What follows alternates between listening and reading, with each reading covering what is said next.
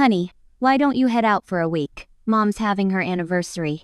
Let us celebrate in peace," my husband declared, ushering me out of the house. I decided to teach him a lesson, and returned without warning, and I was stunned by what I saw. But before we continue, please write in the comments where you're from and how old you are. Enjoy the story. Laura had been living with Jason for 7 years. 7 years filled with compromises, concessions, and a quiet, almost imperceptible fading of the spark that once burned so brightly. She remembered how vivid that spark had been. Jason had seemed strong, reliable, a man she could lean on. Now he increasingly resembled a shadow of the person she had once fallen in love with. Laura worked as a sales manager in a large company. She loved her job. She knew how to connect with people, persuade them, negotiate deals. Strangely, this skill didn't extend to her personal life. At home, she preferred to stay silent, avoid arguments, and not voice her opinions, just to prevent any outbursts. Jason saw himself as the head of the family, and any sign of disagreement felt like a challenge to his authority. He worked at a construction firm and, by his own account, got extremely tired. Laura could see he was exhausted, but it seemed to her that fatigue was just an excuse to justify his coldness and detachment. Evenings, he'd come home, eat dinner in silence while glued to his phone, and immediately sit down at the computer, supposedly to work. Laura knew the truth: he was messaging someone. She sensed it, saw it in his secretive smile, in how he flinched when she unexpectedly entered the room. Laura tried to hold the family together. She remembered her mother's words. "Family is the most important thing. You have to learn to forgive and endure." So she forgave and endured. She cooked his favorite meals, bought him expensive gifts, tried to be attentive and caring. But it was all in vain. Jason remained indifferent and uninvolved. His rudeness showed in the little things. He could interrupt her mid-sentence, dismiss her opinions, belittle her feelings. If she said she was tired, he'd retort, "And you think I'm not?" If she complained of a headache, he'd brush it off. "Take a pill, it'll pass." He never asked how her day was, what she was up to, or what bothered her. He just didn't care. Their apartment often hosted Evelyn Harper, Laura's mother-in-law. Evelyn considered herself an expert on everything and never missed a chance to tell Laura what to do and how to do it. She criticized her for everything from how she managed the household, to how she dressed, to how she raised, or rather, didn't raise the children they didn't have. Laura tried to ignore her remarks, but it wasn't easy. Evelyn was incredibly persistent and intrusive. She bossed around the apartment as if it were her own, and treated Laura condescendingly, like a foolish, inexperienced girl. "You have no idea how to make soup," she'd say, "back in my day." And then came a long tale of what a perfect homemaker she had been, and how everything turned out flawlessly. Laura listened in silence, avoiding arguments. She knew debating Evelyn was pointless. She'd always stick to her guns. Jason never stood up for Laura. He believed his mother had the right to voice her opinions and that Laura should listen. "Mom wouldn't give bad advice," he'd say. Laura felt lonely and helpless. It seemed like she was living in someone else's home, with strangers who didn't understand or love her. At Jason's work, a new colleague named Brooke appeared. She was younger than Laura, pushy, and craved attention. Laura saw how Jason looked at her, how he smiled at her, how he tried to please her. She sensed something was happening between them. Brooke didn't hide her attraction to Jason either. She constantly popped into his office, laughed at his jokes, adjusted his tie. Laura knew Brooke liked him. She could see it in her eyes. One day, Laura accidentally spotted Jason and Brooke having lunch together at a cafe. They sat very close, holding hands, chatting animatedly about something. Laura felt her heart tighten. She realized her suspicions were confirmed. Jason was having an affair with Brooke. A week before Evelyn's anniversary, Jason suddenly suggested Laura go stay with a friend. "Mom wants to celebrate her birthday in peace," he said. "Let us spend some time alone." Laura was surprised. Jason usually didn't show such concern for his mother's feelings. It struck her as odd. "Which friend?" she asked. "Olivia. But she has a young child right now. She won't want guests." "Well, not Olivia. Then Emma," Jason replied, avoiding her gaze. "What difference does it make? Just don't bother us." Laura felt hurt. She realized Jason simply wanted to get rid of her. He didn't want her around for his mother's birthday. He preferred to spend the day with Brooke. Laura didn't make a scene. She'd avoided them for too long and knew it would lead nowhere. She just nodded, accepting Jason's suggestion as if it were normal. Sure, Jason, I'll go to Olivia's. We haven't seen each other in ages. That same evening, as Jason sighed in relief and buried himself in his laptop, supposedly planning the festive table for his mom, Laura was already in a taxi, not heading to the train station, but to her colleague, Rebecca's apartment. Rebecca, a divorced woman with a sharp mind and an even sharper tongue, was one of the few people Laura trusted at work. She knew about Laura's marital troubles, saw her despondency, and always encouraged her to stand up for herself. I knew it. I just knew that jerk was up to something, Rebecca exclaimed as soon as Laura crossed her threshold. So, what's your plan? Just leave and let them celebrate your humiliation? Laura shook her head. No, I'll stay in town.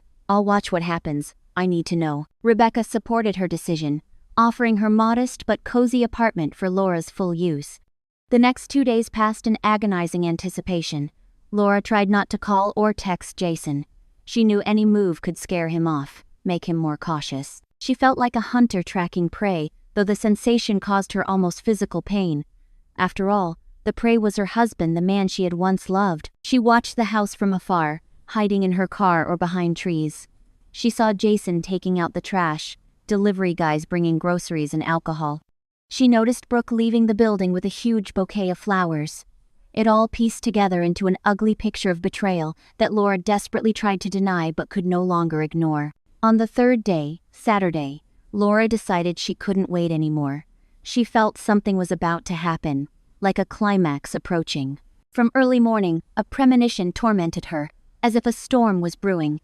She was ready. Around 8 p.m., Laura took a taxi and pulled up to her house. Her heart pounded wildly, her palms sweaty. She paid the driver and, taking a deep breath, headed to the entrance. The apartment door, to her surprise, was unlocked. Laura frowned. Jason never left the door open. He was obsessed with security. Something was off. She entered quietly. The hallway was dark, but loud music, laughter, and voices came from the living room. Laura froze, as if paralyzed. She couldn't believe what she was about to see. She moved slowly toward the sound, stepping as quietly as possible, approached the living room door, and peeked inside. The scene before her was surreal, like something from a bad movie. In the center of the room stood a large table covered with a festive tablecloth and laden with food and drinks. Around the table sat Jason, Evelyn, and Brooke. They were laughing and discussing something animatedly. Laura felt a wave of rage rising inside her, a rage she had suppressed for so long, building up over years, a rage that could no longer be contained. Laura stood frozen in the doorway, as if entering someone else's dream. The sounds of music, laughter, the smell of roasted meat, all of it felt incredibly distant, artificial. Brooke, in her favorite sea green silk robe that Jason had given her for their anniversary, sat casually at the head of the table. Evelyn, lounging in the armchair Laura had so carefully chosen, flaunted her new dress that Laura had bought in Milan during a business trip. Jason, wineglass in hand, was animatedly telling a story, feeling like the absolute master here. Inside Laura, everything turned cold. The rage she felt moments ago suddenly gave way to icy calm. She wasn't going to scream or cause a scene. She would just capture this moment so she'd never forget it. Without a word, Laura pulled out her phone. First, she took several wide shots, the festive table, Brooke in her robe, Evelyn in her dress, Jason beaming with happiness. Then she photographed each detail separately. Brooke's smug face, the wrinkles on Evelyn's face, Jason's grin. Each photo was a silent but deadly testament to their betrayal. Finished, Laura put her phone away and looked at them. There were no tears or anger in her eyes, just cold, calculated resolve. "You have 15 minutes to clear out of my apartment," she said in an even voice. The silence that followed her words was deafening. The music stopped, the laughter cut off. All three stared at her as if seeing a ghost. Jason recovered first. He jumped up from his chair, his face flushing with anger. "What are you talking about? This is my home too," he yelled, approaching Laura. Laura calmly took a folder of documents from the shelf and handed it to Jason. "Here, take a look," she said, pointing to the ownership certificate. "The apartment is entirely mine. I bought it before we married, so this is only my home." Jason snatched the papers from her hands and furiously scanned them. Disbelief, then horror, crossed his face. He clearly hadn't expected this twist. He'd always seen Laura as a quiet, compliant woman who would never dare defy him. Evelyn, who until that moment had watched with a contemptuous smirk, suddenly paled. She realized the situation had slipped from her control. "Laura, dear, what are you saying?" She tried to soften her tone, but anxiety laced her voice. "Don't get carried away. We're family." "Family?" Laura sneered. "No, Evelyn. Family is people who respect each other, not those who throw parties in someone else's apartment while the owner is away." Brooke, who had been silent until now, decided to join in. She stood up and approached Laura, trying to feign sincere remorse on her face. "Laura, I didn't mean for it to turn out like this," she stammered, lowering her eyes. "Jason said you two were fighting, that he wanted to leave you." "Shut up," Jason snapped, glaring at her viciously. "Don't talk about my personal affairs." Laura looked at Brooke with contempt. "Did you really think I'd believe that nonsense?" she asked. "You just wanted to snag the apartment and the husband, but as you can see, it didn't work out." Brooke blushed and turned away. She understood her plan had failed. Jason, whom she had seen as a strong and successful man, turned out to be pathetic and weak. "You have 10 minutes left," Laura reminded them, glancing at her watch. Jason tried to say something, but Laura cut him off. "I don't need your excuses," she said. "I just want you all out of my life." She turned and left the room, leaving them in total confusion. She heard them whispering among themselves, Evelyn trying to take charge, Brooke crying, but she didn't care.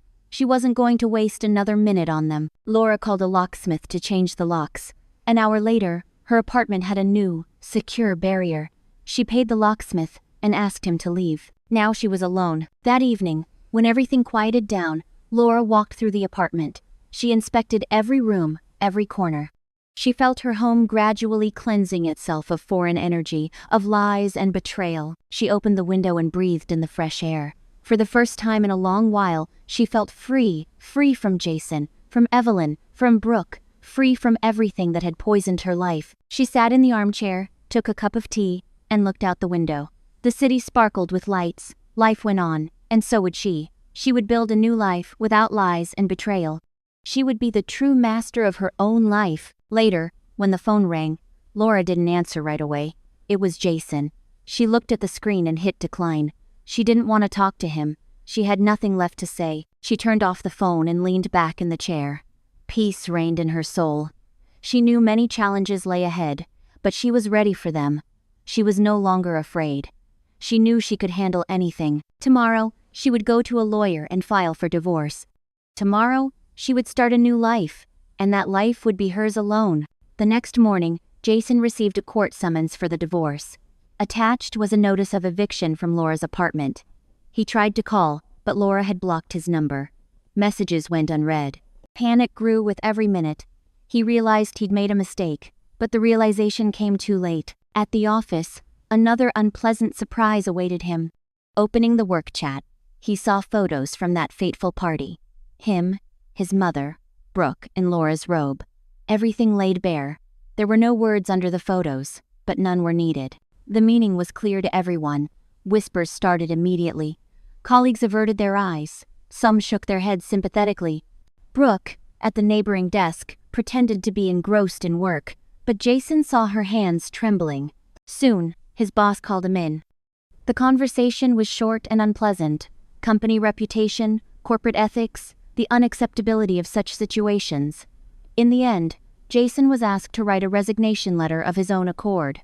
He tried to justify himself, explain something, but no one listened. The photos spoke for themselves.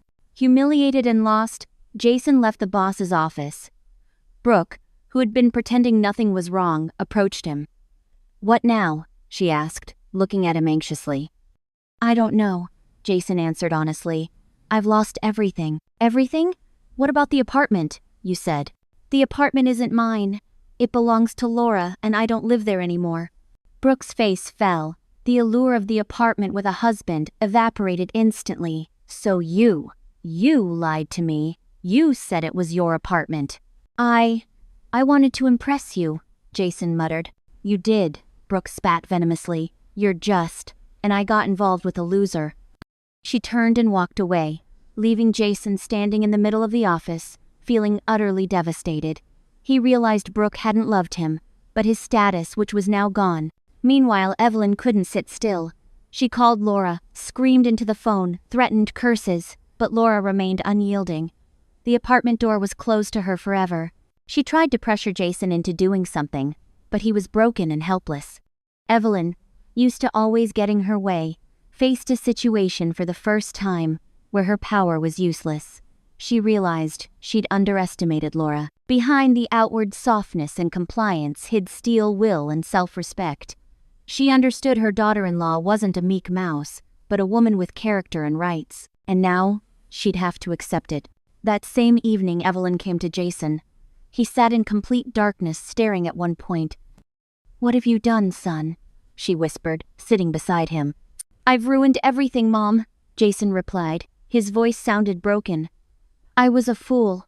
Evelyn hugged him. For the first time in ages, she saw him so vulnerable. She understood her son had received deserved punishment for his stupidity and betrayal. And Laura. Laura sipped tea by the window of her apartment. The sun was setting, painting the sky in soft pink and gold tones. The apartment was quiet and peaceful. She felt serene. After years of patience, concessions, and compromises, she finally knew what it was like to be the master of her own life. She recalled everything she'd endured: Jason's coldness, Evelyn's nitpicking, the humiliation of realizing the affair. She remembered how long she'd suppressed her feelings, trying to preserve some semblance of family. But now, all that was in the past. She looked at the city spread before her and felt a new hope budding in her heart. Hope for a happy future, for love, for self-fulfillment. Now she was free from toxic relationships, from lies and betrayal, free to choose her own path. She took a sip of tea and smiled. The smile was calm and confident. For the first time in a long while, she felt truly happy. Ahead lay a new life, and she was ready for it. Laura walked to the mirror and looked at her reflection. She saw a strong, self-assured woman who had been through a lot but hadn't broken. A woman who found the strength to start fresh. A woman who deserved happiness.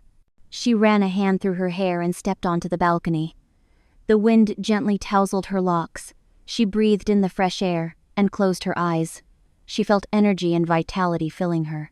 She knew challenges and trials awaited, but she was prepared. She was confident she could handle everything, because now she knew her worth, because now she was the true master of her life. The next morning, Laura woke early. She did some exercises, drank a cup of coffee, and sat at the computer. She opened a job site and started searching for openings. She was sure she'd find something suitable. After all, she was an excellent sales manager with extensive experience and an impeccable reputation. One day at work, she met an interesting man named Ethan. He was smart, kind, and attentive. He knew how to listen and understand. A spark of attraction grew between Laura and Ethan. They started dating. Soon, they realized they loved each other. They got married and lived happily. They had children. Laura was happy. She had found her true happiness. She never forgot what she'd been through, but she held no grudge against Jason and Evelyn. She forgave them. She understood they'd made mistakes and paid for them. She was grateful to fate for helping her break free from toxic relationships and start a new life. She was grateful for finding her true happiness. Laura sat on the veranda of her country home, sipping tea. Beside her sat Ethan, her beloved husband. The children played in the garden. The sun shone brightly. Laura smiled. She was happy. She was the true master of her life, and she knew this happiness was well deserved. All right, thanks for listening.